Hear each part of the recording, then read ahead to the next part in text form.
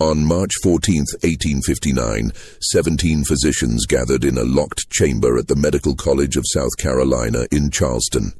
They had come to witness something that contradicted every scientific principle they'd been taught about the human mind. A 10-year-old boy, property of Colonel Edmund Vance of Beaufort County, could perform mathematical calculations that took trained scholars hours to complete, doing so in seconds, entirely in his head. But what disturbed these men of science wasn't just the speed of his calculations, it was that he was black. And in 1859, that impossibility threatened to unravel the very foundation upon which their entire world was built. The boy's name was Caleb, and before we continue with his story, a story that 3 separate institutions tried to bury in their archives, I need you to do something. Subscribe to this channel, because what you're about to hear has been hidden in medical journals and private letters for over 160 years. And leave a comment telling me what state or city you're listening from. I want to know where this story reaches. Now, let's go back to the beginning, to a cotton plantation where a child's gift would become his curse. Beaufort County, South Carolina, stretched along the Atlantic coast like a patchwork of wealth built on human suffering. By 1859, the county's Sea Island cotton had made its plantation owners some of the richest men in America. The Vance plantation, locally known as Riverside, encompassed nearly 4,000 acres of prime agricultural land, worked by over 200 enslaved people. The main house, a Greek Revival mansion with 16 Doric columns, stood on a bluff overlooking the Combahee River, a constant reminder of Colonel Edmund Vance's position among South Carolina's planter aristocracy. The colonel himself was 53 that year, a man whose military title came from his service in the Seminole Wars rather than any recent conflict. He carried himself with the rigid bearing of someone who believed deeply in natural hierarchies, in the God-given order of things. His library contained works by Dr. Samuel Cartwright and Josiah Nott, physicians who had dedicated their careers to proving the biological inferiority of the African race. Vance often quoted from these texts during dinner parties, reassuring his fellow planters that science itself confirmed what they all knew to be true. He was a man who needed the world to make sense in a particular way, who needed his wealth and power to be justified by something greater than mere force. Science gave him that justification. Caleb was born on the plantation in late 1848 or early 1849, the exact date unrecorded, as was common for enslaved children. His mother, Ruth, worked in the main house as a seamstress, a position that offered slight protection from the brutality of field work. She had been brought to Riverside at age 15, sold from a smaller plantation in Georgia after her previous owner's death. His father had been sold away before Caleb's first birthday, transported to a sugar plantation in Louisiana where the life expectancy for field workers rarely exceeded 7 years. Ruth never spoke his name aloud after that, as if silence could protect her from the memory of loss. What made Caleb different became apparent before he could even form complete sentences. At age 3, he could recite entire conversations he'd heard days earlier, word for word, capturing not just the content, but the exact inflections and pauses. The house slaves noticed first, whispering among themselves about the strange child who seemed to remember everything he ever heard or saw. Ruth tried to hide her son's abilities, understanding instinctively that being remarkable was dangerous when you were someone else's property. She'd seen what happened to enslaved people who stood out. The strong ones were worked to death in the fields. The beautiful ones disappeared into masters' bedrooms and emerged broken.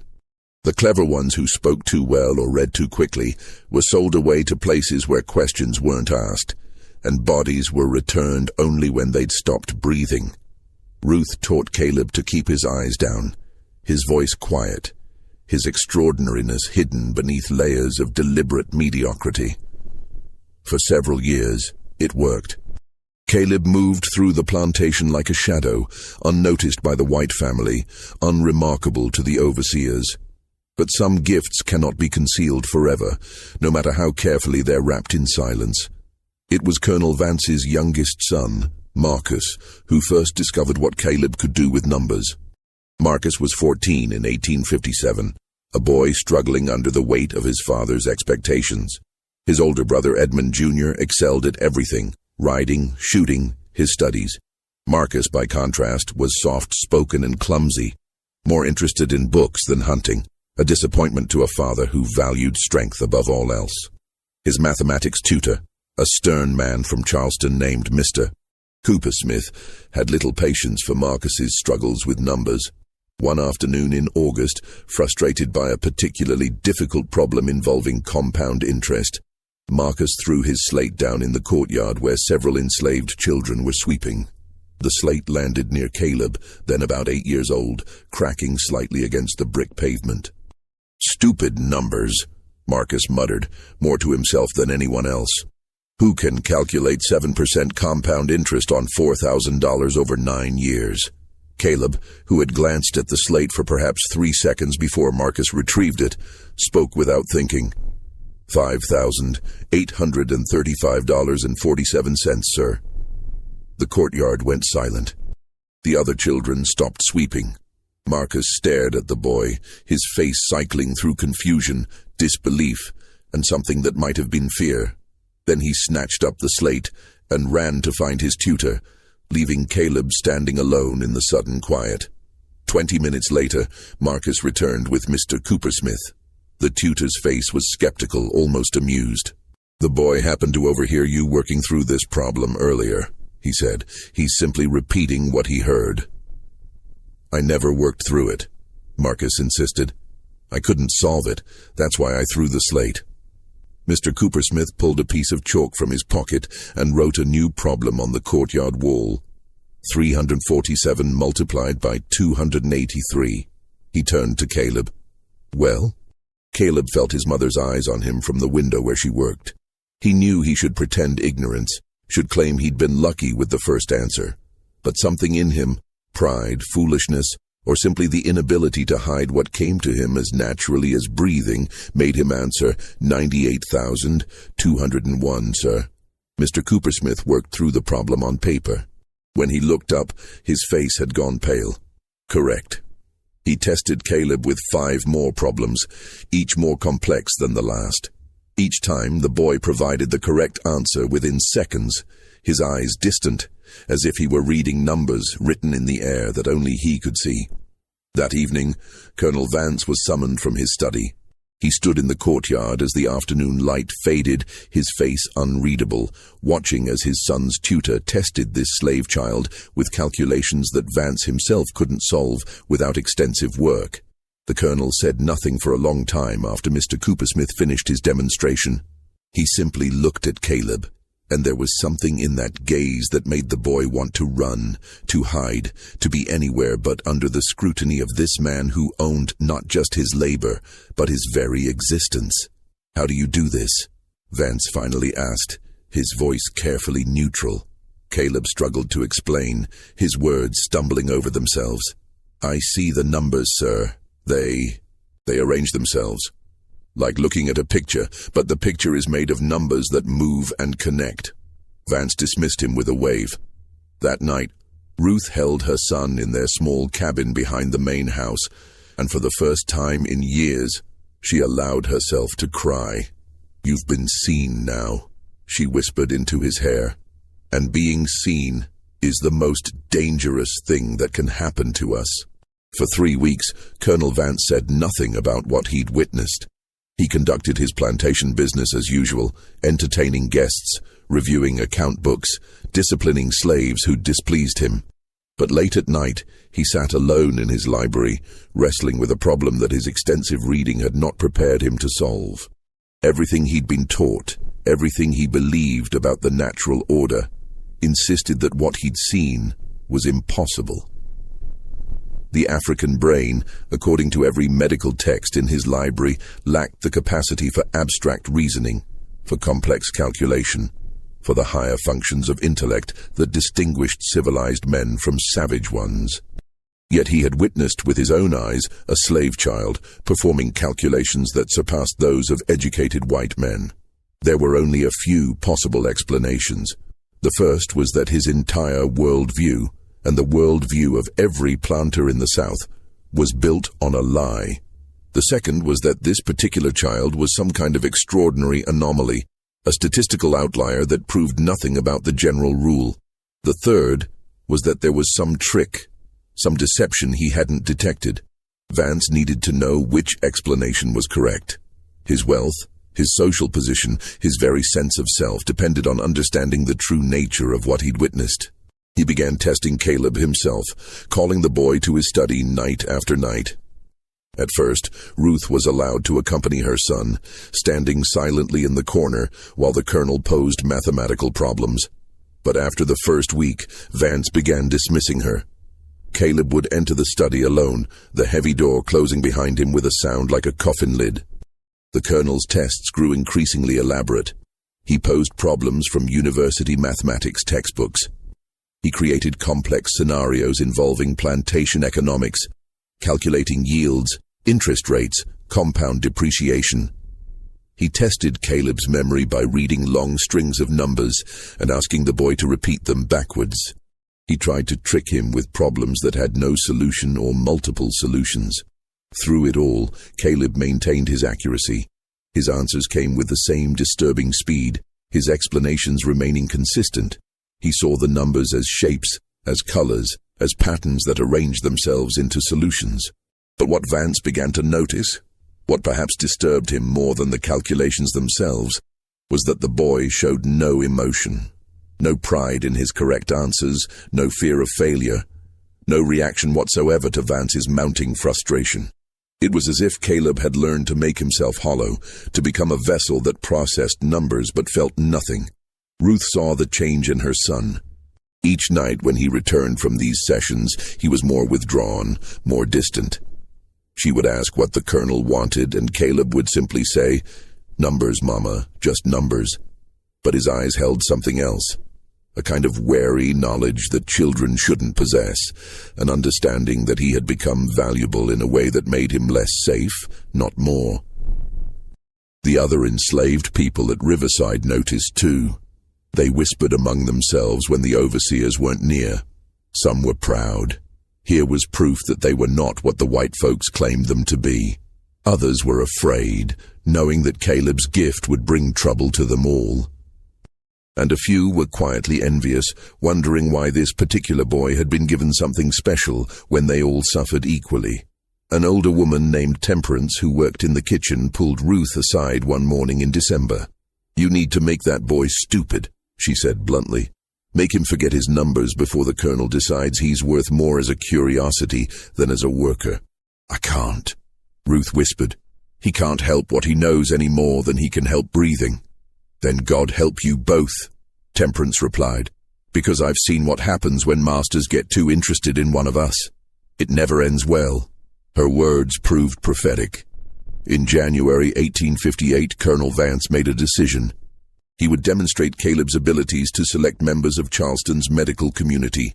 Not publicly, he understood the dangers of that, but to a carefully chosen group of physicians whose opinions carried weight. If they could verify that Caleb's abilities were genuine, it would satisfy Vance's need for external confirmation. And if they could explain the mechanism behind those abilities in a way that didn't challenge the fundamental assumptions about racial hierarchy, so much the better. The invitation letters went out in mid-January. They were carefully worded, promising a demonstration of unusual mental phenomena without specifying the race of the subject. Vance wanted the physicians to arrive without preconceptions, to witness first before their prejudices could cloud their judgment. Among those invited was Dr. Nathaniel Crawford, a professor at the Medical College of South Carolina and a vocal advocate of polygenism, the theory that different races were actually different species created separately by God or nature. Dr. Crawford had published several papers arguing that the African brain was fundamentally incapable of abstract reasoning, that the skull structure itself prevented the development of higher cognitive functions. He'd built his reputation on these theories, and defending them had become central to his identity. Also invited was Dr. Thomas Aldrich, an older physician who'd practiced in Charleston for 30 years. Unlike Crawford, Aldrich had maintained some intellectual humility, a willingness to admit when he didn't understand something. He'd seen too much in his decades of practice to be completely certain of anything. The third key guest was Dr. Harrison Webb, recently returned from medical studies in Europe. Webb was younger, only 31, and his time abroad had exposed him to theories that hadn't yet reached the American South. He'd read papers by French and German physicians describing cases of extraordinary mental abilities, calculating prodigies, individuals with perfect memory, people who could perceive numbers as colors or sounds.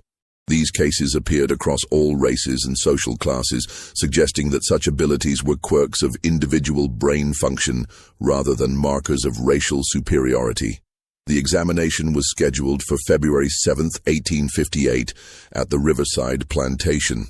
Vance wanted his home ground for this demonstration, wanted to maintain control of every variable. The night before the examination, Ruth barely slept. She lay in the darkness of their cabin, listening to Caleb's breathing, wondering if this would be the last night they spent under the same roof. She'd heard stories. Enslaved people with unusual abilities who'd been sold to traveling shows, who'd been taken north by curious scientists, who'd simply disappeared and were never heard from again. What if these doctors decided they wanted to study Caleb somewhere else? What if they convinced the colonel to sell him? Vance was a businessman before anything else. If the price was right, he'd sell his own shadow. She thought about running, taking Caleb and disappearing into the night, following the drinking gourd north like so many had before them.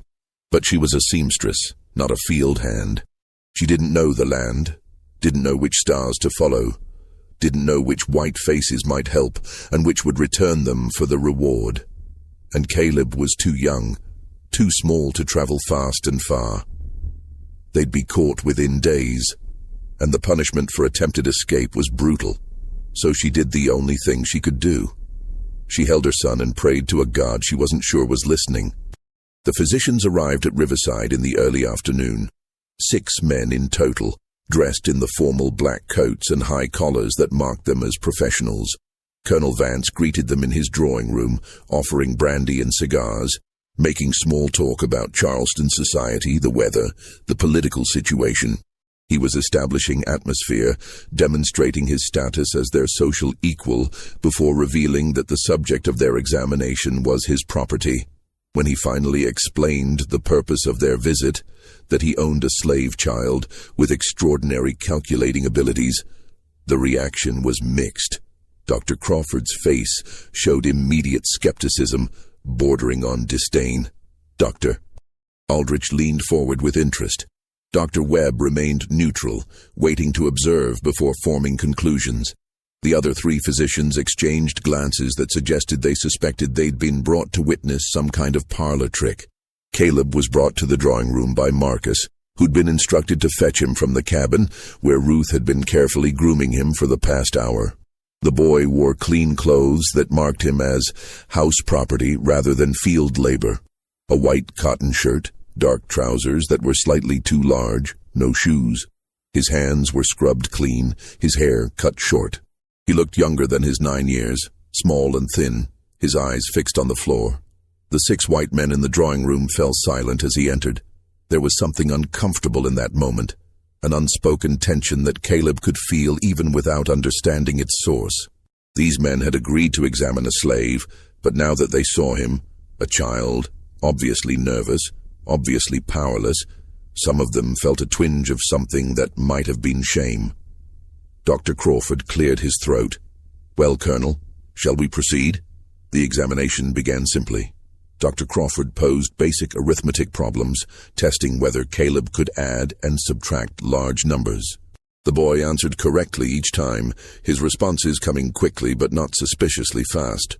Crawford's expression suggested he was mentally calculating the same problems, verifying each answer. So far, nothing impressive. Then Crawford moved to multiplication. 3 digits by 2 digits, then 3 by 3, then 4 by 3. Each time, Caleb provided the correct answer within seconds. The physicians began checking his answers against their own calculations, which took several minutes of work with pencil and paper. Every answer was accurate. Dr. Webb spoke up. How do you arrive at these answers? Can you explain your process? Caleb hesitated, glancing at Colonel Vance for permission to speak freely. Vance nodded almost imperceptibly. I see the numbers, sir, Caleb said quietly. They appear in my mind like pictures, but not pictures exactly. Each number has a shape and a color. Small numbers are bright, clear. Large numbers are darker, heavier. When you ask me to multiply, the numbers move toward each other, and when they meet, they make new shapes, new colors, and the answer is the color that appears strongest. The room went very quiet. Dr. Crawford's face had darkened. The boy is describing nonsense, he said flatly. Numbers don't have colors. This is either deliberate deception or evidence of mental deficiency masquerading as ability. Or, Dr. Webb countered carefully, it's evidence of a perceptual phenomenon we don't fully understand. I've read cases in European medical literature of individuals who experience numbers, sounds, or even concepts as having sensory properties like color or spatial position. The mechanism is unknown, but the phenomenon appears genuine. European literature, Dr. Crawford said dismissively. Continental physicians have grown too liberal in their thinking, too willing to entertain fanciful notions. We're here to determine if this boy's abilities are real, or if the colonel has been duped by some clever memorization trick. Then test me with something I couldn't have memorized, Caleb said. Every head in the room turned toward him. Enslaved children didn't speak unless spoken to, certainly didn't challenge white men, never showed anything resembling boldness.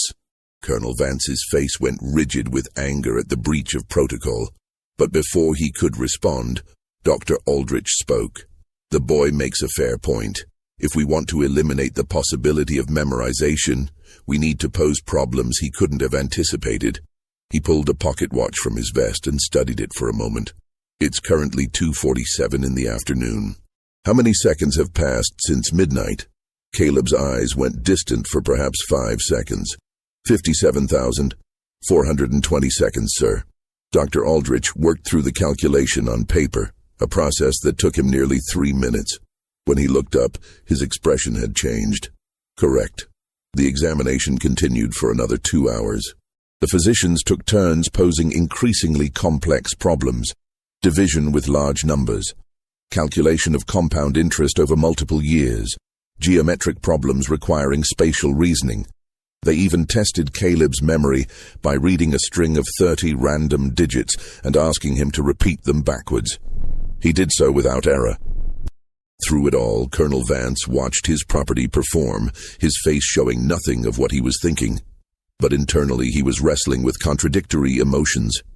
Pride that he owned something so unusual, so valuable. Anxiety about what these physicians might conclude. And underneath it all, a growing unease that perhaps everything he believed about the natural order was less certain than he'd assumed. Dr. Crawford grew increasingly frustrated as the examination progressed. Each test he designed to expose fraud or limitation only demonstrated the breadth of Caleb's abilities.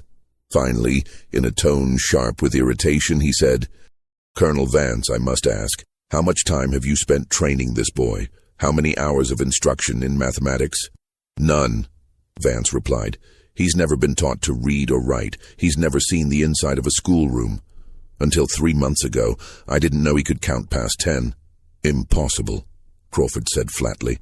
"Mathematical ability of this level requires years of instruction and practice.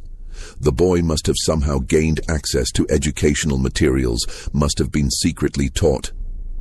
"By whom?" Dr. Webb interrupted. "Colonel Vance runs a plantation, not a school.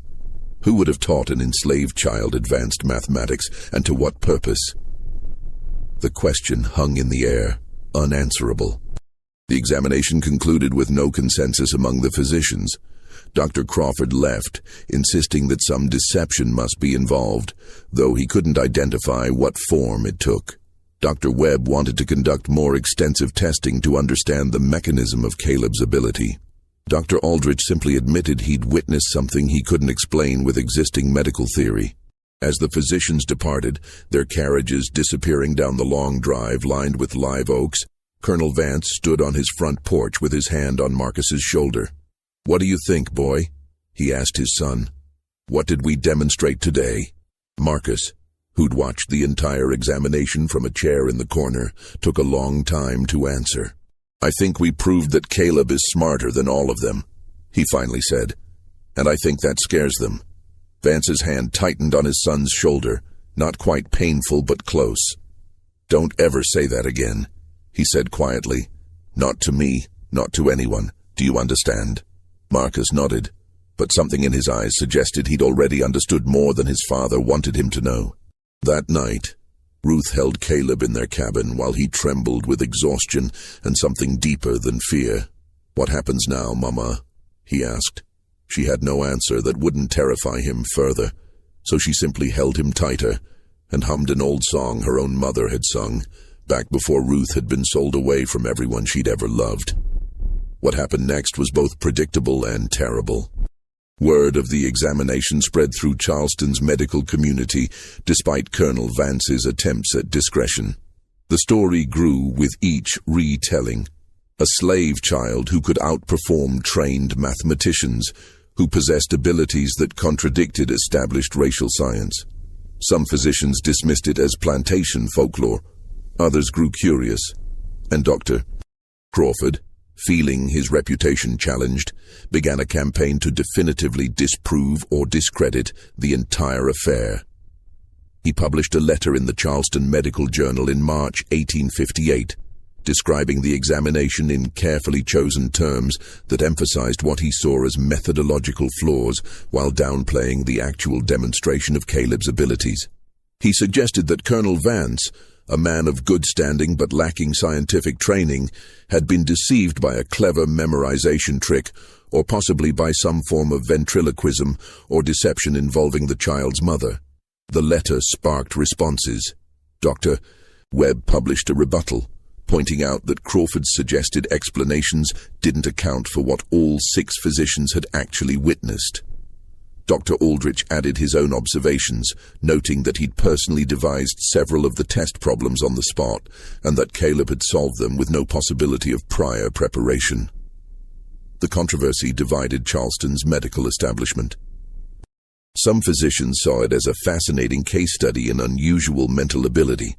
Others viewed it as a dangerous challenge to scientific theories that justified the entire social structure of the South.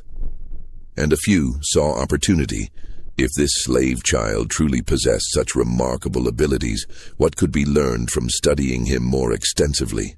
In April 1858, Colonel Vance received a letter from a physician in Boston, Dr. William Garrison, no relation to the famous abolitionist, though the surname alone made Vance suspicious. Dr. Garrison wrote that he was conducting research into exceptional mental abilities and requested permission to examine Caleb under controlled scientific conditions. The letter was polite, but its subtext was clear.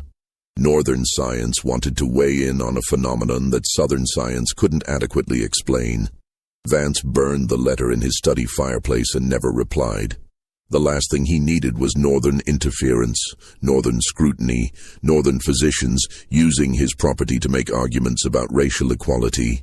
The political situation was already tense. In Kansas, pro-slavery and anti-slavery settlers were engaging in open warfare. In Washington, the debates over slavery's expansion into new territories grew increasingly heated. South Carolina's fire-eaters were openly discussing secession. The last thing any of this needed was a slave child who could challenge the scientific justification for the institution itself. Vance made a decision. No more demonstrations. No more examinations. Caleb would remain at Riverside, his abilities acknowledged but not publicized, a curiosity kept private rather than displayed. For several months this approach seemed to work. The controversy in Charleston's medical journals gradually died down, replaced by other debates, other topics. Life at Riverside returned to its normal rhythms, but Caleb had been seen now, and being seen changed everything. The other enslaved people at Riverside treated him differently. some with a kind of awed distance, others with resentment that he'd been given something special while they had nothing. The overseers watched him more closely, suspicious of any slave who'd attracted the master's attention for reasons other than punishment. And Marcus, the colonel's youngest son, developed what could only be described as an obsession. Marcus had always been the disappointment, the soft son who preferred books to horses, who flinched from violence, who would never live up to his father's expectations. But he was still a Vance, still a white boy in a world that told him he was inherently superior to every black person he encountered. Caleb's abilities created an uncomfortable contradiction in Marcus's mind. How could someone who was supposed to be inferior perform calculations that Marcus himself couldn't comprehend? He began seeking out Caleb when no one else was watching. At first, he simply posed mathematical problems, testing the boundaries of what Caleb could do. But gradually, their interactions took on a darker quality. Marcus would pose impossible problems, hoping to finally find the limit of Caleb's ability, to prove that there was something the slave boy couldn't do. When Caleb continued to answer correctly, Marcus's frustration grew into something uglier. One afternoon in June 1858, Marcus found Caleb alone in the stable, doing some task his mother had assigned. "Calculate this," Marcus demanded, and rattled off a complex problem involving multiple operations. Caleb answered within seconds. Marcus's face flushed red. "You're cheating somehow," he said. "You have to be. My father's books say your kind can't think like this."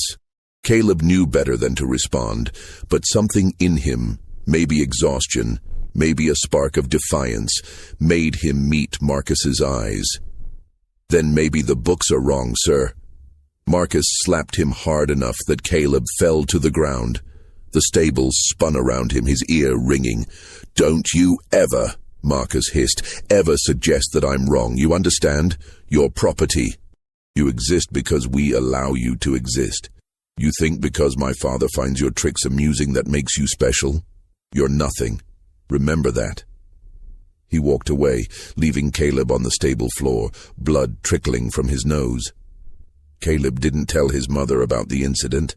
What would be the point? Marcus was the master's son. Even if Ruth complained, which she couldn't do without risking far worse, nothing would happen except more attention, more scrutiny, more danger. But something shifted in Caleb that day. He began to understand that his gift wasn't just dangerous because it made him valuable. It was dangerous because it challenged the stories these white people told themselves about who they were and who he was supposed to be. His existence, his ability to do things they insisted he shouldn't be able to do, was a threat to their entire world, and threatened people were capable of anything. The summer of 1858 was brutal. The heat hung heavy over Beaufort County, thick and damp as a blanket. The cotton grew tall in the fields, requiring endless labor from enslaved workers who moved through the rows from dawn until dark. Caleb remained in the main house most days, spared from field work, but not from labor. He helped his mother with sewing, ran errands for the white family, cleaned and polished, and generally tried to be invisible. But Colonel Vance hadn't forgotten about him. If anything, the controversy in Charleston had made Vance more interested, more determined to understand the nature of what he owned.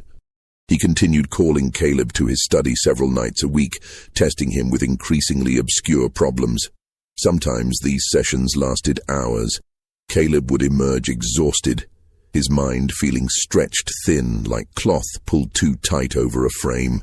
Vance began taking notes during these sessions, documenting Caleb's answers, recording his explanations, making observations about the boy's demeanor and responses.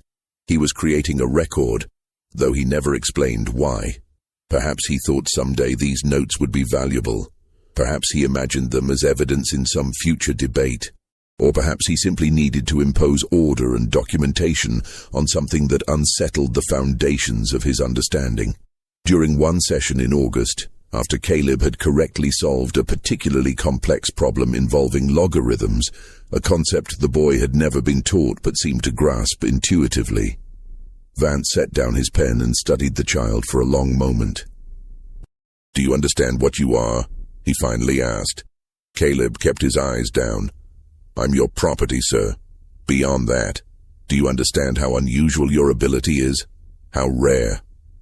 I know I can do things with numbers that others can't, sir. The physicians who examined you, do you know what they argued about? Caleb hesitated. He'd been in the room, but he hadn't been supposed to listen, hadn't been supposed to understand that the debate was about whether someone like him could possibly be as intelligent as someone like them. No, sir. Vance leaned back in his chair. They argued about whether you're a curiosity or a threat, about whether you prove the rule or break it. Doctor, Crawford believes you're impossible, that either you're deceiving everyone somehow, or you're such an extraordinary exception that you prove nothing about your race in general. Others think you might be evidence that what we've believed about natural hierarchies needs to be reconsidered. He paused, then added, I haven't decided which explanation troubles me more. The honesty in that statement terrified Caleb more than any threat could have. It meant that Vance himself didn't know what Caleb's existence meant, didn't know how to categorize or understand him. And uncertainty in a master was far more dangerous than certainty. Certain masters had rules, predictable responses. Uncertain masters were capable of anything. May I ask a question, sir? Caleb said quietly. Vance raised an eyebrow but nodded. What will happen to me? The colonel was silent for a long time. When he finally spoke, his voice was careful. That depends on many things. On what conclusions the medical community reaches, on how useful your abilities prove to be, on whether the political situation stabilizes or deteriorates further. He met Caleb's eyes directly, and there was something almost like regret in his gaze. I won't lie to you, boy. Being special makes you valuable, but it also makes you vulnerable. There are men who would pay a great deal to own you, to study you, to display you. There are others who would prefer you simply cease to exist because what you represent troubles them. My advice is to stay quiet, stay useful, and hope that this national crisis brewing over slavery resolves itself before anyone decides you're worth fighting over. It was the closest thing to honesty any white person had ever offered Caleb. It was also terrifying. That night, Ruth found her son sitting alone in their cabin, staring at nothing. What did the colonel want? She asked. Numbers, Caleb said automatically. Then after a pause, Mama, what happens to valuable slaves? Ruth's hands stilled on the shirt she was mending. What do you mean? You told me being seen was dangerous, but being valuable, is that different? Is it worse? She set aside her sewing and pulled Caleb close. Listen to me. Some slaves are valuable for their strength. They get worked until they break. Some are valuable for their beauty. They get used until they're used up. And some are valuable for being unusual. Those ones sometimes get sold to traveling shows, to circuses, to rich men up north who collect curiosities like other people collect stamps. Her voice dropped lower. And sometimes they just disappear. Someone decides they're too unusual, too dangerous to what folks believe, and they vanish in the night. Is that what will happen to me? Not if I can help it, Ruth said fiercely. But baby, you need to understand something. Right now, the only thing protecting you is that the colonel hasn't decided what you're worth to him. Whether you're worth more as property he keeps or property he sells or property he silences. So you stay quiet, you stay useful, and you pray that whatever storm is coming breaks before it breaks over us. The storm was indeed coming. By the fall of 1858, the national debate over slavery had reached a fever pitch. In October, Senator William Seward gave his famous irrepressible conflict speech, arguing that the United States would eventually become either all slave or all free. In Charleston, the reaction was immediate and furious. South Carolina's newspapers printed fiery editorials about Northern aggression and Southern rights. At dinner parties throughout Beaufort County, planters discussed not whether secession would come but when. Colonel Vance found himself pulled into these political currents whether he wanted to be or not. His peers expected him to take positions, to declare loyalty, to prepare for potential conflict. The question of what to do about Caleb became tangled up with larger questions about defending Southern institutions, proving Southern superiority, demonstrating that the entire system of slavery was justified by natural law and scientific fact. In October 1858, Dr. Crawford published another article in the Charleston Medical Journal. This one was more aggressive in tone, arguing not just that Caleb's abilities had been exaggerated, but that the entire episode represented a kind of Northern-influenced thinking that was poisoning Southern science. He suggested that physicians who took the case seriously were allowing abolitionist sentiments to corrupt their scientific judgment. Dr. Webb responded with his own publication, but by now the debate had moved beyond pure science into politics. Northern newspapers picked up the story, using it as evidence that enslaved people possessed intellectual capacities equal to whites. Southern newspapers responded by dismissing the entire affair as abolitionist propaganda. Caleb himself, the actual child at the center of this controversy, was barely mentioned in these later articles. He'd become a symbol, not a person. Colonel Vance received letters from multiple sources. Some offered extraordinary sums to purchase Caleb. A theater operator in Philadelphia wanted to feature him in performances. A wealthy collector in New York proposed bringing Caleb north for scientific study, under conditions that Vance recognized as barely disguised attempts to steal his property. Several Southern physicians requested permission to conduct further examinations, hoping to definitively prove that Caleb's abilities were either fraudulent or meaningless exceptions to general racial rules. Vance declined every offer, but the pressure was mounting.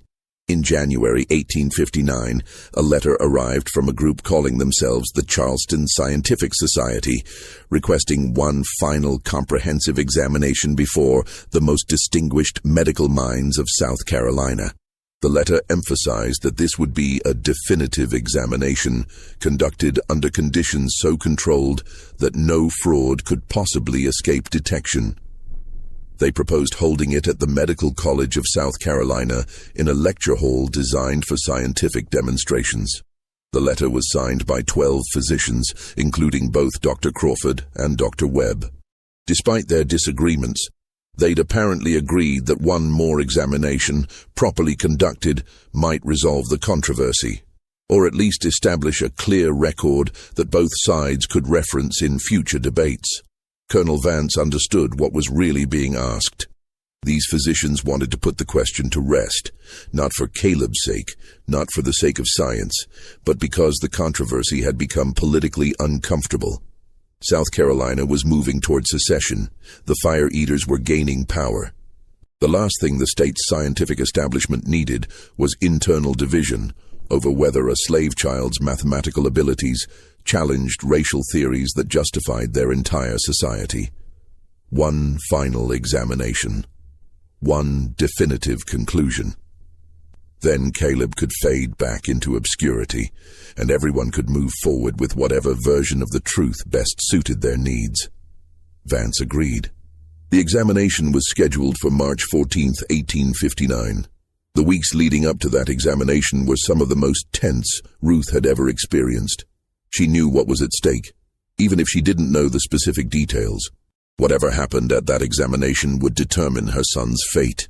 Whether he remained at Riverside, whether he was sold away, whether he simply disappeared like so many others who'd become inconvenient to powerful people.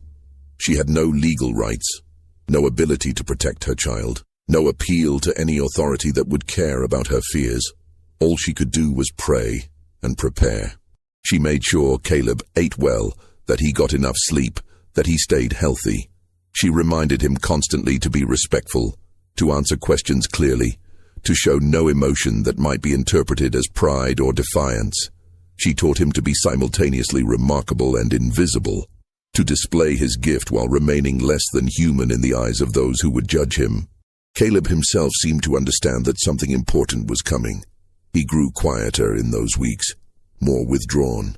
Sometimes Ruth would find him sitting alone, his eyes distant, and she wondered what calculations he was running through his mind, what problems he was solving that had nothing to do with numbers. How do you calculate the probability of survival when you're valuable property in a world that needs you to be worthless? On March 12th, Colonel Vance announced that they would depart for Charleston the following morning. Ruth was not invited. She would remain at Riverside while Caleb traveled to the city with Vance and Marcus. The night before they left, Ruth held her son until he fell asleep, memorizing the weight of him in her arms, the rhythm of his breathing, the smell of his hair. She didn't know if she'd ever hold him again. The journey to Charleston took most of a day by carriage. Caleb sat beside Marcus in a seat facing backward, watching Riverside disappear into the distance. The plantation was the only home he'd ever known. It was a place of suffering, a place where he and his mother existed at the mercy of people who owned them like they owned furniture. But it was familiar suffering, known danger. Charleston represented something unknown, and Caleb had learned early that the unknown was usually worse. They arrived in the evening and stayed at the Charleston Hotel, a massive building near the waterfront that catered to wealthy planters visiting the city. Caleb wasn't allowed in the main section of the hotel. He was kept in a small servant's room off the kitchen, under watch by one of the hotel's enslaved workers, a man named Peter, who was instructed not to let the boy out of his sight. Peter was curious but cautious. "Heard you can do things with numbers," he said that first night. Caleb didn't respond. He'd learned that talking about his abilities led to questions he couldn't safely answer. "They got you in some kind of trouble?" Peter pressed. "I don't know yet," Caleb admitted. That seemed to satisfy Peter, who nodded sagely. "That's the truth of it for all of us, ain't it? Never quite knowing if we're in trouble until it's already too late." The next day passed slowly. Caleb was not allowed to leave the hotel. He sat in the small room, watching the light change outside the single window, waiting for whatever was coming. He tried not to think about his mother, about whether he'd ever see her again, about what would happen if the examination went wrong in ways he couldn't predict. Evening came. Morning followed. And then, on the afternoon of March 14, 1859, Colonel Vance came to collect him. "It's time," was all he said. They walked through Charleston's streets, Caleb following a few steps behind Vance and Marcus. The city was beautiful in a way that made Caleb's chest hurt. Grand houses with ornate ironwork, churches with soaring steeples, gardens blooming with flowers he couldn't name. All of it built on wealth, extracted from people who looked like him, from people who lived and died without ever experiencing a fraction of this beauty. The Medical College of South Carolina stood on Queen Street, an imposing brick building that housed one of the South's most prestigious medical schools. Vance led Caleb through a side entrance, up a flight of stairs, and into a corridor that smelled of antiseptic and something darker underneath. They stopped outside a heavy wooden door marked Lecture Hall 3. Colonel Vance knelt down so he was at Caleb's eye level, a gesture so unusual, so unprecedented, that Caleb felt a spike of fear. "Listen to me," Vance said quietly. "Whatever happens in that room, whatever they ask you, answer truthfully. Show them exactly what you can do. Do you understand?" "Yes, sir." These men want to put this question to rest. They want to satisfy themselves about the nature of your abilities, and then move on with their lives. Give them that satisfaction. Be remarkable but not threatening. Competent but not proud. Can you do that? Caleb understood what was being asked. Be intelligent enough to be impressive, but not so intelligent that you frighten them. Be valuable enough to justify the examination, but not so valuable that you challenge their assumptions about what you are. Walk a line so narrow that one wrong answer could tilt you into disaster. "I can try, sir." Vance stood, placed his hand on the door handle, and opened it. The lecture hall was designed as an amphitheater, with rows of seats rising in tiers around a central demonstration area. 17 men sat in those tiers, their faces ranging from curious to hostile to carefully neutral. At the center of the room stood a simple wooden table with a single chair. Medical diagrams hung on the walls, detailed illustrations of human anatomy, the kind of images that reduced bodies to systems and functions, that made flesh into diagrams and people into specimens. Caleb descended the steps to the central area, acutely aware of all those eyes upon him. Colonel Vance took a seat in the front row next to Marcus. The door closed behind them with a sound that seemed to echo in the sudden silence. Dr. Crawford stood from his seat in the second tier and descended to the central area. He held several sheets of paper covered in writing and calculations. "Let us begin," he announced to the assembled physicians. "The subject before us is property of Colonel Edmund Vance of Beaufort County. His name is Caleb, age approximately 10 years. We are here to conduct a comprehensive examination of his claimed mathematical abilities under controlled conditions that will eliminate the possibility of deception or fraud." He turned to Caleb. "You will answer every question posed to you. You will explain your methods when asked. If you fail to answer, or if you answer incorrectly, we will note it. If you refuse to cooperate, this examination will end immediately. Do you understand?" "Yes, sir." "Then let us proceed." What followed was unlike any of the previous examinations Caleb had undergone. This wasn't a demonstration for curious guests or a private session with the colonel. This was an interrogation, systematic and thorough, designed to find the boundaries of his ability or the mechanisms of any deception. The physicians took turns posing problems, each man apparently trying to outdo the previous one in complexity or obscurity. They started with arithmetic, multiplication and division of increasingly large numbers. Caleb answered each problem correctly and quickly. They moved to fractions and decimals, testing whether he could work with partial numbers. He could. They posed word problems requiring multiple steps of calculation. He solved them. They gave him geometric problems, algebraic equations, questions involving ratios and proportions. Through it all, Caleb maintained his accuracy. His answers came with the same characteristic speed, and he tried to explain his process when asked. The way numbers appeared to him as colors and shapes, how solutions emerged from patterns he perceived rather than calculations he consciously performed. Some of the physicians made notes, others whispered to their neighbors. "Doctor." Crawford's face grew increasingly red as the examination progressed, his questions becoming more aggressive in tone, even as Caleb continued to answer them correctly. After 2 hours, Dr. Crawford called for a break. The physicians gathered in small clusters, debating what they'd witnessed. Caleb was left sitting alone at the central table, not permitted to leave, not offered water or food, simply made to wait while others discussed him as if he weren't present. Dr. Webb approached the table during this break. He looked at Caleb with something that might have been sympathy. "How do you feel?" he asked quietly. The question was so unexpected that Caleb didn't know how to answer. No one had asked him how he felt about anything since this began. "Tired, sir," he finally said. Webb nodded. "I imagine so. Caleb, I want you to understand something. What you're demonstrating today is extraordinary. There are perhaps a handful of people in the world who can do what you do with numbers. That makes you rare. But it also makes you—" He trailed off, seeming to search for words. "It makes things complicated. Do you understand?" "I think so, sir."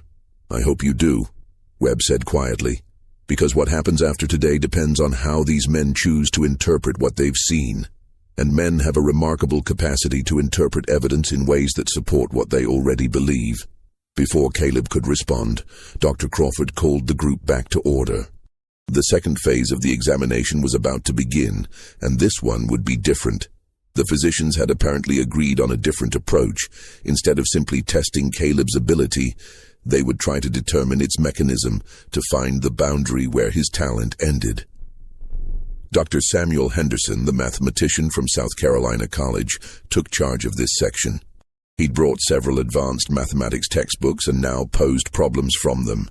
Equations that his own advanced students struggled with, proofs that required understanding of mathematical principles beyond simple calculation.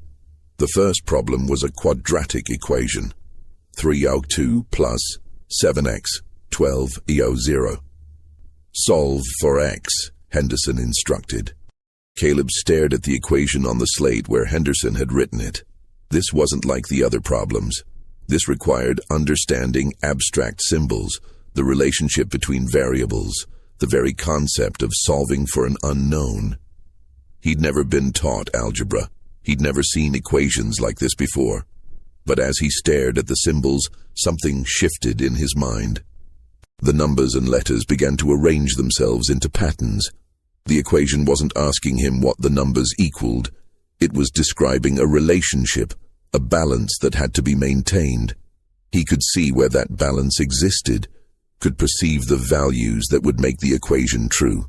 X equals 1 1/3, he said slowly, or X equals -3.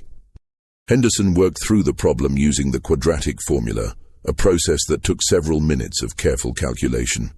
When he looked up, his face had gone pale. Both answers are correct. A murmur ran through the assembled physicians. Dr. Crawford stood abruptly. That's impossible. The boy has never been taught algebra. He cannot understand the symbolic manipulation required to solve such an equation. He must have seen this specific problem before. I created this problem last night, Henderson interrupted firmly. I showed it to no one. The boy could not possibly have encountered it previously. Then explain how he solved it. Crawford's voice was rising, his carefully maintained professional demeanor cracking. If he doesn't understand algebraic principles, if he's never been taught the quadratic formula, how did he arrive at the correct answer? Caleb spoke up, his voice quiet but clear. I don't understand the formula, sir, but I can see where the equation balances. The symbols have positions and weights, and I can see where they need to be for everything to equal 0. That's nonsense, Crawford snapped. You're describing intuition, not mathematical reasoning. True understanding requires what? Dr. Webb interrupted. Requires formal education, requires being white. The boy is demonstrating a form of mathematical intuition that we don't fully understand, but that doesn't make it any less real or any less remarkable. It makes it meaningless, Crawford shot back. If he can't explain his process in rational terms, if he's simply intuiting answers without understanding the underlying principles, then he's no different from a calculating machine, a curiosity without true intelligence. Dr. Aldrich stood from his seat. Gentlemen, we're losing sight of our purpose here. We came to determine whether this child's abilities are genuine. I think we've established that they are. The mechanism may be unclear, but the results are undeniable. Perhaps we should focus on documenting what we've observed rather than debating what it means for our theories. But Dr. Crawford wasn't finished.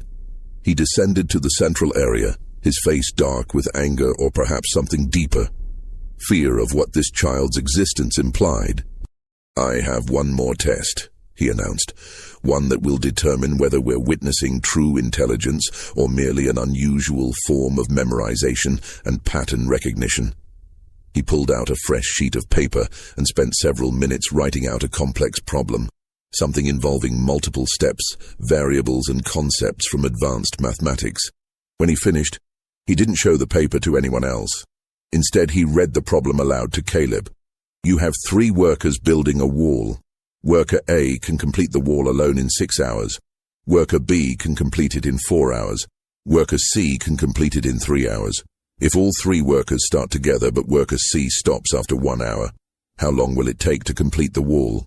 It was a trick question, layered with complexity designed to confuse. But as Dr. Crawford read it, Caleb's mind automatically began breaking it into components, seeing the rates of work as fractions, visualizing how those fractions combined and changed as conditions shifted. He could see the answer forming like a shape crystallizing from mist. 2 hours and 9 minutes, sir. Approximately 2 hours and 8 minutes and 34 seconds if you need it more precisely. Dr. Crawford worked through the problem on paper, his hand moving quickly as he calculated rates, combined fractions, adjusted for worker C's departure. The room was silent as he worked. 3 minutes passed, then 4. Finally, he set down his pen and looked up, his face an unreadable mask. The answer is correct, he said flatly. down to the second. The lecture hall erupted in conversation. Some physicians were arguing that this proved Caleb possessed genuine mathematical reasoning. Others insisted it proved nothing except unusual calculating ability. Doctor? Crawford stood in the center of the chaos, staring at Caleb with an expression that made the boy want to run, to hide, to be anywhere but under that gaze. Colonel Vance finally stood and raised his hand for silence. Gentlemen, we've been at this for over 4 hours. The boy has answered every question posed to him. You've tested him with problems ranging from simple arithmetic to advanced mathematics. He has not failed once. I believe we've seen what we came to see. Dr. Crawford turned to Vance, his voice tight. What we've seen is an anomaly, an exception that proves nothing about general rules. This boy may possess an unusual faculty for calculation, but it doesn't challenge the fundamental principles of racial science.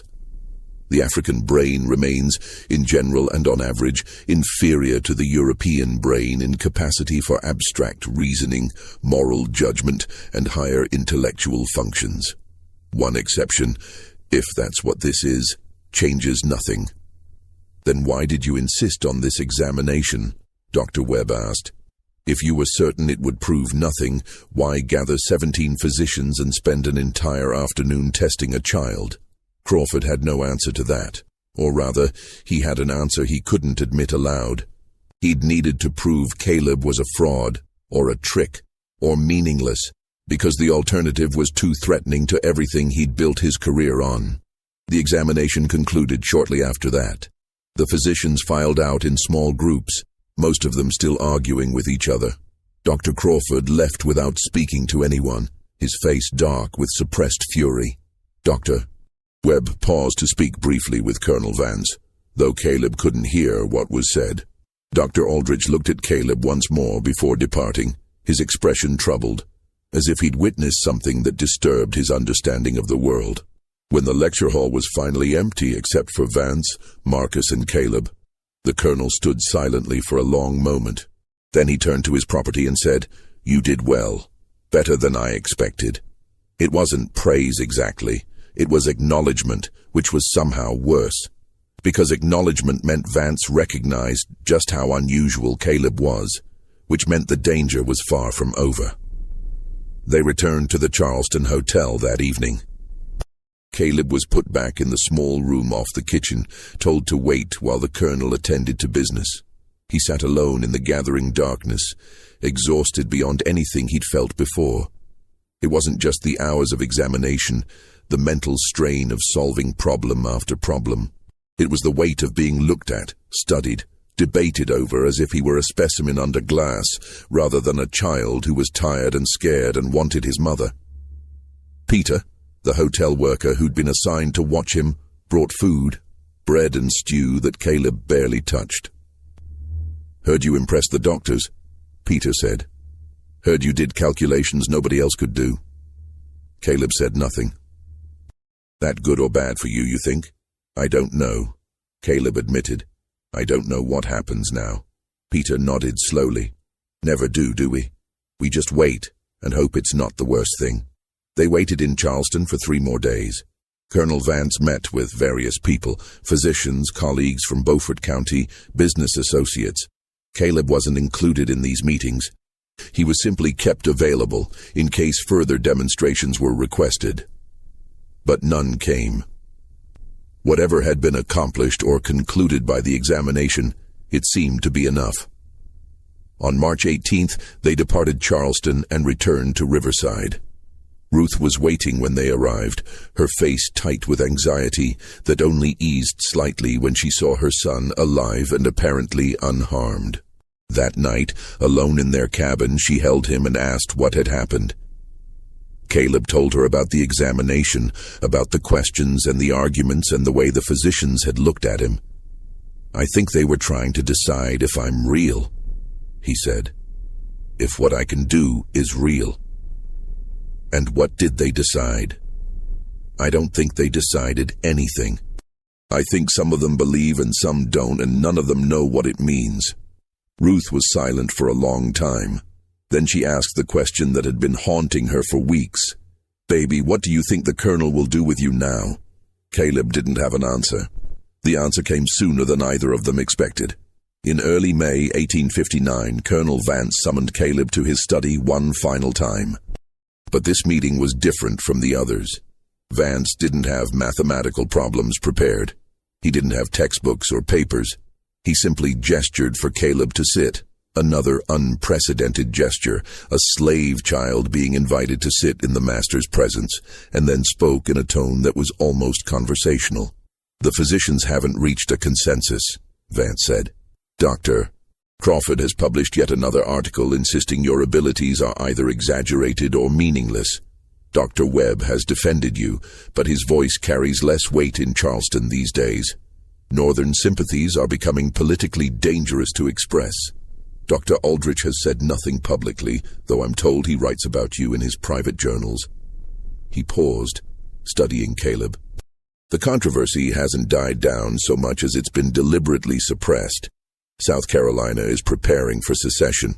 War is likely coming. The last thing anyone wants is internal division over questions of racial capacity when unity is essential for what's ahead." Caleb listened, not fully understanding all the political implications, but grasping the essential point. He'd become inconvenient. "So here's what's going to happen," Vance continued.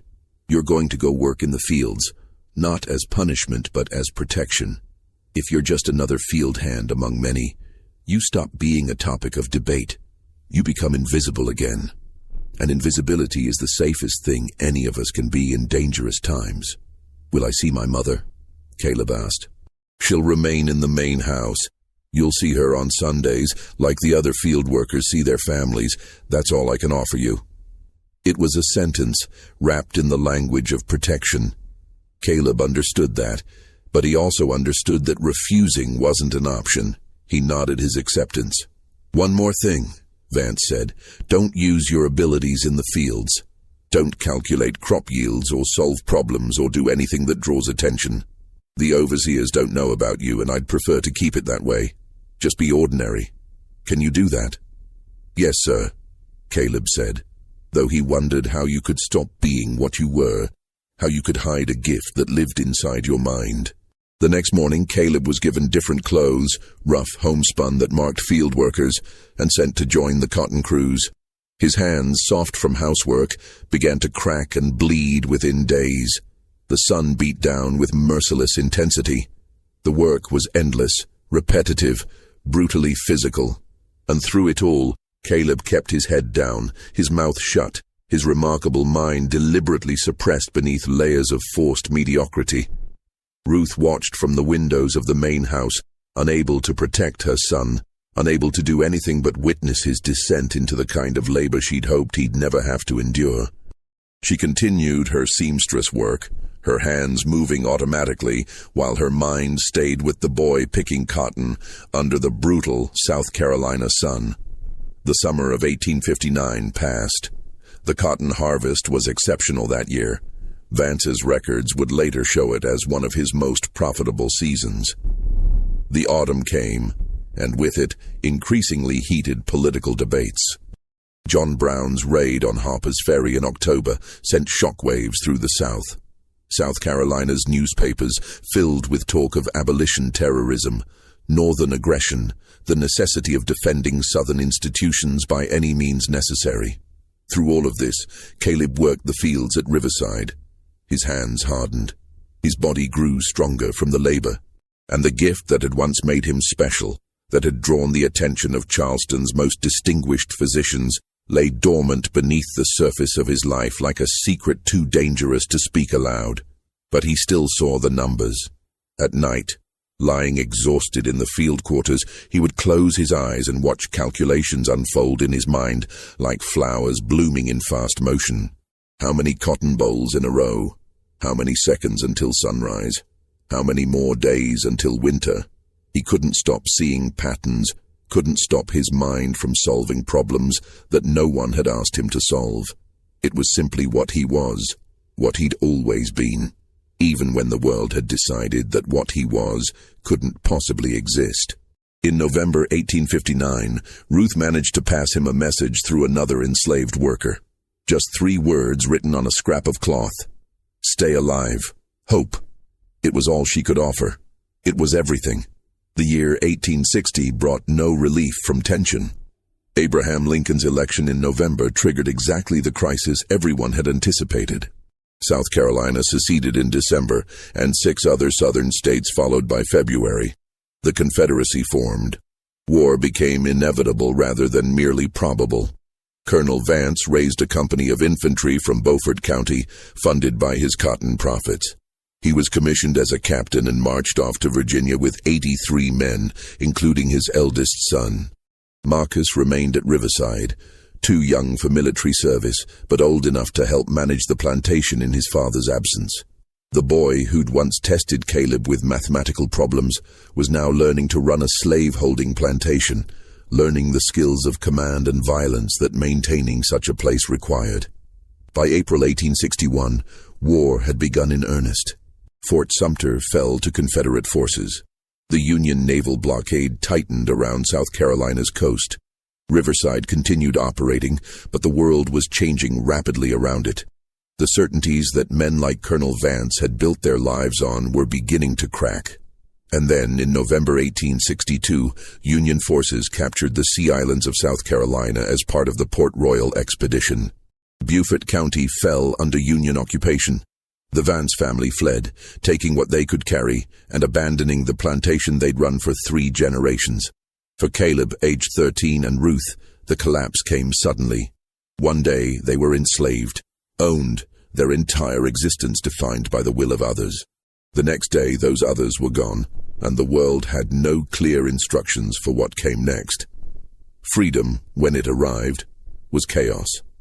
The Port Royal experiment, the Union's attempt to help formerly enslaved people transition to independent lives, brought teachers, missionaries, and government officials to the Sea Islands.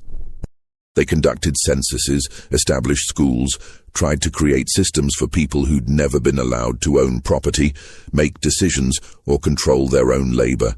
A teacher named Elizabeth Bothume arrived at one of the settlements near what had been Riverside Plantation in January 1863. She was a stern woman from the north, determined to help, but limited in her understanding of what these newly freed people needed. She recorded in her journal meeting with dozens of freed slaves, assessing their abilities, identifying children who might benefit from education. One entry, dated February 14, 1863, reads, "Today I met with a group of field workers who'd been employed at the Vance property. Among them was a youth, perhaps 13 or 14 years old, whose mother described him as having unusual facility with numbers. When I tested him, he demonstrated calculating abilities beyond anything I'd witnessed before, solving complex arithmetic mentally with remarkable speed. I inquired about his background and learned he'd been examined by physicians in Charleston several years prior, though the circumstances remained unclear. I attempted to have him admitted to the school we're establishing for freedmen, but when I returned the following day to make arrangements, both he and his mother had departed. Other freed people in the settlement told me the boy seemed frightened of attention, as if he'd learned that being remarkable led to trouble. I was unable to locate them again despite searching for several weeks. The trail goes cold there. Ruth and Caleb had vanished into the vast diaspora of freed people trying to build lives from the ruins of slavery. Whether they stayed in South Carolina or traveled north, whether they found safety or continued running, whether Caleb ever found circumstances where his remarkable gift could be used openly rather than hidden as a dangerous secret, none of these questions have certain answers. A brief mention in the Charleston Mercury in June 1867 describes a colored youth performing calculations for coins near the Market Street docks.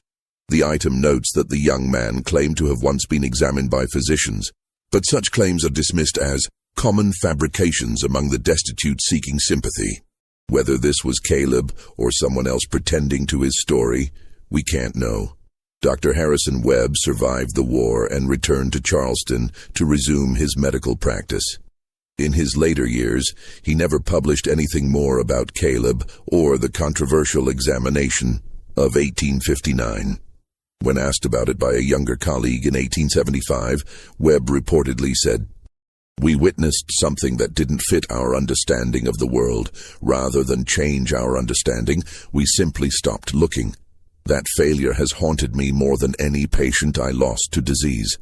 Dr. Crawford continued teaching until his death in 1871, never wavering in his conviction that racial hierarchy was scientifically proven. His papers and theories would later be recognized as pseudoscience designed to justify injustice, but during his lifetime they were considered respectable scholarship. He went to his grave believing he'd been correct about everything, except perhaps the question of whether Caleb's abilities had been genuine.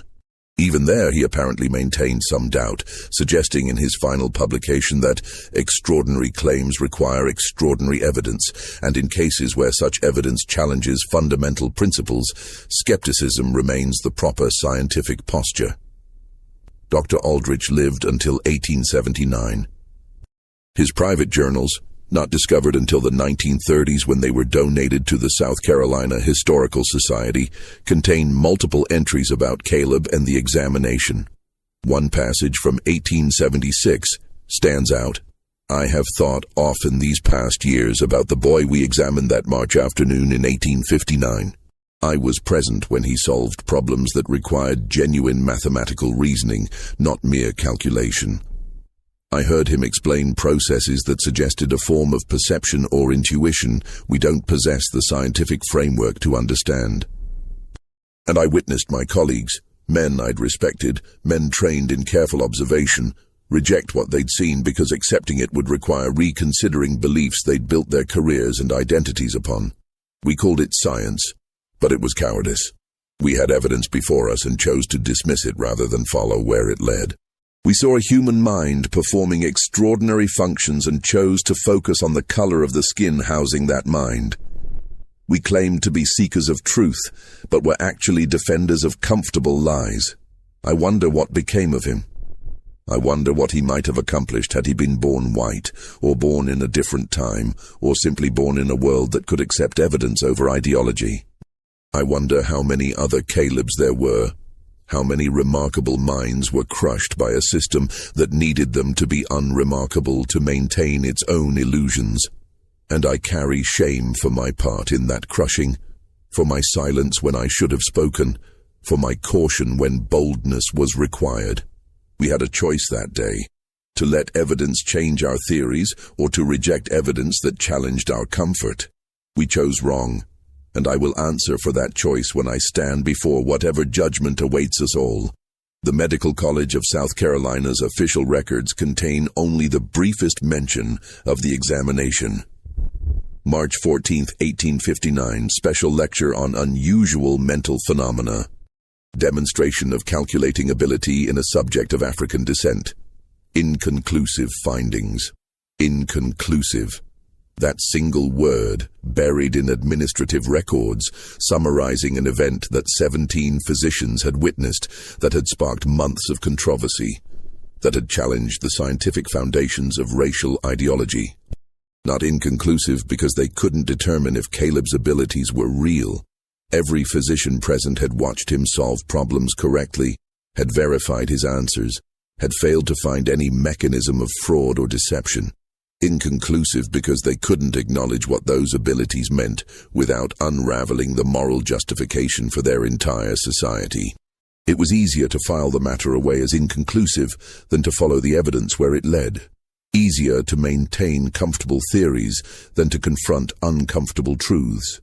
Easier to let one child disappear into obscurity than to reconsider whether millions of enslaved people might possess capacities that the entire economic and social system of the South insisted they couldn't have. So what really happened to Caleb? We'll never know for certain. The historical record goes silent, as it does for so many formerly enslaved people whose lives were considered insufficiently important to document. He may have survived the chaos of war and Reconstruction, may have found some measure of peace, may have lived a quiet life where his gift remained hidden, but he remained safe.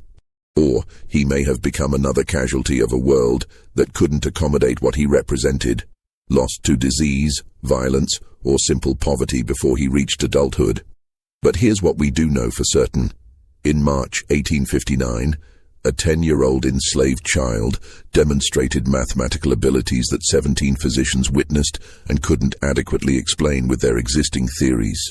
Rather than letting that evidence challenge their assumptions about human capacity and racial hierarchy, they chose to dismiss it, to bury it, to label it inconclusive and move on. They weren't bad men necessarily. They were men of their time, products of their culture, believers in theories that gave them comfort and justified their privileges. But they had a choice, and they chose their theories over evidence, their comfort over truth, their need to believe certain things over their duty to follow where observation led. And that choice, repeated millions of times in thousands of contexts, created a world where children like Caleb had to hide their gifts to survive, where brilliance was dangerous, where being remarkable made you vulnerable rather than valuable. The story of Caleb isn't really about an unexplainable gift. It's about how institutions, armed with the authority of science, will reject any evidence that threatens their power. It's about how entire systems of thought can be built on foundations of prejudice rather than genuine inquiry. It's about how many Calebs there might have been throughout history, remarkable minds crushed or hidden because the world couldn't accommodate what they represented.